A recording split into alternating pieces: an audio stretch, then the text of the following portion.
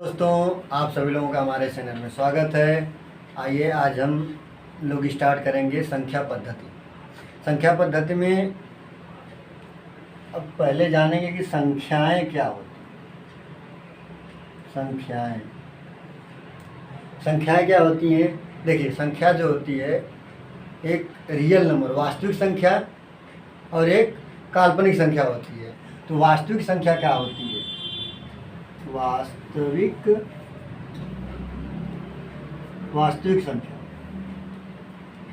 वास्तविक संख्या में जो होता है इसी को कहते हैं रियल नंबर।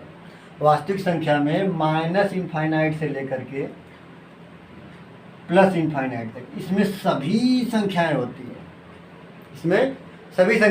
हैं। और काल्पनिक संख्या होती है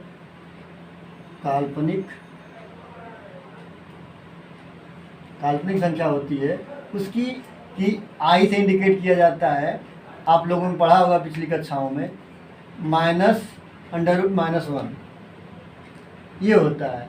तो ये काल्पनिक संख्या होती है इसकी हम लोग गणना नहीं कर पाते हैं, लेकिन फिर भी पढ़ा जाता है। तो लोग पढ़ते हैं। ये अगली उच्च कक्षाओं में है, 11 में है एक तो काल्पनिक संख्या समृद्ध संख्या से पढ़ाया जाता है, लेकिन हम लोग को ये पढ़ना नहीं है। ठीक है, क्या होता है इसके बाद देखिए कि वास्तविक संख्या हो गया, काल्पनिक संख्या हो गया। अब वास्तविक संख्या जो होता है, वास्तविक संख्या में परिमेय संख्या और अपरिमेय संख्या होता है। ठीक है, वास्तविक संख्या जो है परिमेय संख्या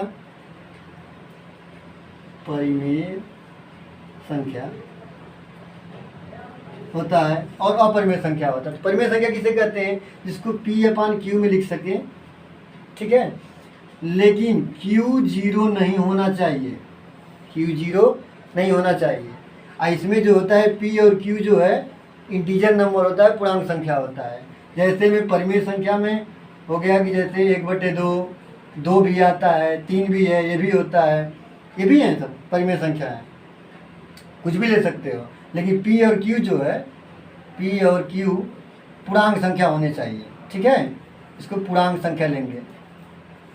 ठीक, क्या हम लोगों ने देखा कि वास्तविक संख्या जो माइनस इनफाइनाइट से लेकर प्लस इनफाइनाइट तक रहेगा, जीरो भी इसमें शामिल रहेगा। ठीक है, काल्पनिक संख्या होता है जिसकी हम लोग गणना नहीं कर पाते हैं। जैसे अंडर रूट में -1 हो जाता है तो इसकी हम लोग गणना नहीं कर पाते हैं। ठीक है, उसके बाद परिमेय संख्या हम लोगों ने देखा। परिमेय संख्या, अब देखते हैं कि अपरिमेय संख्या भी तो आप लोग देखे होंगे। जैसे होता है पाई, पिछले अभी टेट में पूछा था, प्राइमरी टेट में था कि पाई क्या है। परिमेय संख्या है या अपरिमेय संख्या है? तो पाई क्या है? अपरिमेय संख्या जो होता है, अपरिमेय संख्या है पाई। ठीक है, ये अपरिमेय संख्या है। ये अंडर√2, अंडर√3 ये अपरिमेय संख्या है सर। ठीक है, लेकिन हाँ याद रहे, इससे क्वेश्चन पूछता है यूपी टेट में, सी टेट, सुपर टेट में भी पूछता है क्वेश्चन अपरिमेय संख्या। भले अपरिमेय संख्या है, हम लोग सोचते हैं कि अपरिमेय संख्या, इससे क्या मतलब? नहीं, यह अपरिमेय संख्या होता है। पाई हो गया, अंडर√2 हो गया, अंडर√3 हो गया। लेकिन यही जो होता है पाई का मान जो होता है 22/7, ये क्या होता है? परिमेय संख्या होता है। 22/7 जो इसका मान है ये परिमेय संख्या है, लेकिन ये जो होता है अपरिमेय संख्या होता है। ठीक है, इसके बाद देखते हैं कि पूर्णांक संख्या क्या होता है। इसकी सब बात हम लोग चर्चा कर लिए। पूर्णांक संख्या जिसको कहते हैं इंटीजर, इसको जो होता है कि Z से भी इंडिकेट करते हैं और I से भी इंडिकेट करते हैं। Z से भी इंडिकेट करते हैं और I से इंडिकेट करते हैं। ये क्या होता है? पूर्णांक संख्या जो होता है माइनस इनफाइनाइट से लेकर के प्लस इनफाइनाइट तक होता है। इसमें क्या होता है? 0, 1, 2 ... इसमें क्या होता है? इधर -1, -2 ... ठीक है, ये क्या होता है? पूर्णांक संख्या होता है। अब देखो, पूर्णांक संख्या से ही बनता है कि अब इसी में जो होते हैं पूर्ण संख्या और प्राकृतिक संख्या, नेचुरल नंबर जिसको कहते हैं। प्राकृतिक संख्या प्राकृतिक संख्या हो गया और पूर्ण संख्या होता है, इसको होल नंबर कहते हैं। पूर्ण संख्या, प्राकृतिक संख्या में क्या है, इसको कहाँ से स्टार्ट करते हैं, इसकी परिभाषा देखते हैं।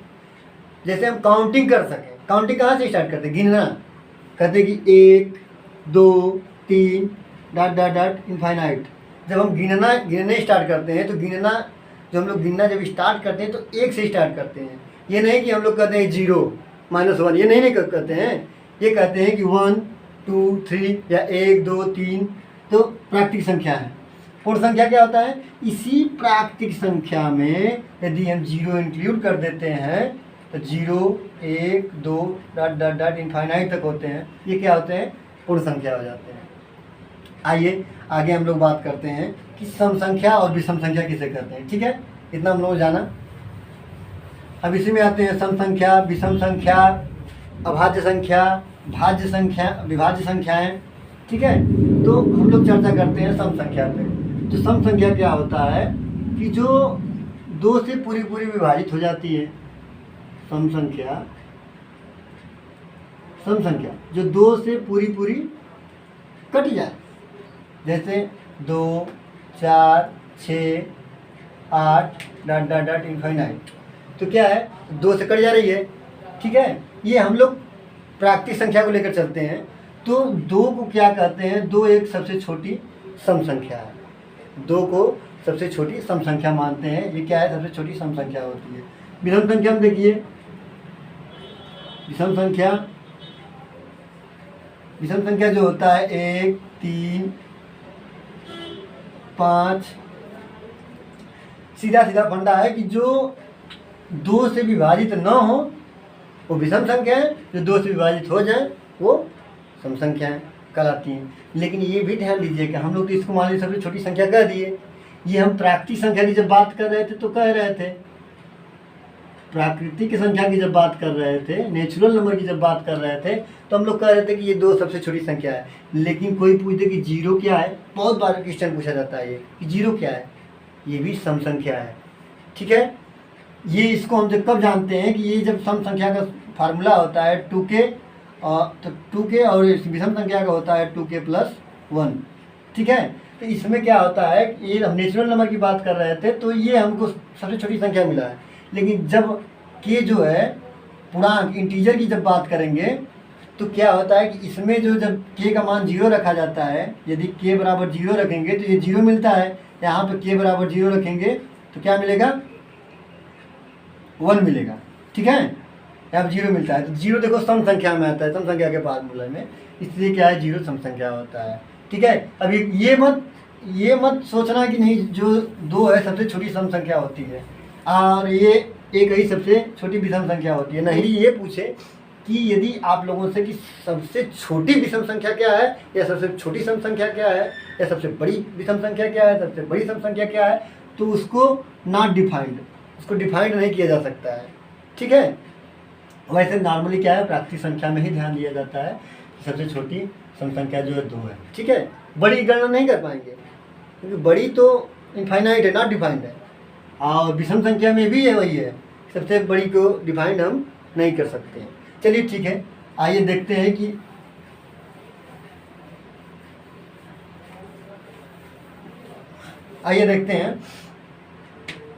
अभाज्य संख्या। अभाज्य संख्या। ठीक है, इसको कहते हैं प्राइम नंबर। ठीक है, ये छोटा अभाज्य संख्या है और प्लस इसके साथ ओनली 1, 2 ही एक ऐसा है जो सम अभाज्य है। 2 क्या है, सम अभाज्य है। ठीक है, अब ये कोई पूछ दे कि सम अभाज्य, तो ठीक है। कोई पूछ दे कि 1 से लेकर के 50 तक के बीच में, 1 से लेकर के 50 तक के बीच में कितनी अभाज्य संख्याएं हैं, अब गिनने मत लगना, इसको याद कर। ठीक है, लेकिन वही 1 से लेकर के 100 तक के बीच में क्या होते हैं, कितनी अभाज्य संख्याएं होती हैं, 25 होते हैं। ठीक है, ये 25 संख्याएं होती हैं। 1 से लेके 100 तक के बीच में 25 संख्याएं होती हैं, अभाज्य संख्या होती है। और ये मैक्सिमम कई बार पूछा हुआ है एग्जामों में कि 1 से लेके 50 के बीच में कितनी विषम संख्या अरे अभाज्य संख्या होती है, पूछा हुआ है। ये भी पूछा है कि एक के 100 के बीच में कितनी अभाज्य संख्याएं होती हैं। तो डायरेक्ट याद रखना कि नहीं 25 है, वहाँ लिख के गिनने मत लगना एग्जाम में, गिनोगे तो गिनते रह जाओगे कितना आएगा कितना नहीं आएगा। ठीक है, चलिए आज के क्लास में इतना ही, और अगले कल नेक्स्ट वीडियो में देखेंगे। और आप लोगों को क्लास कैसी लगी, यदि प्लीज़ अच्छी लगी हो तो कमेंट करें और लाइक सब्सक्राइब शेयर करें प्लीज़। Thank you.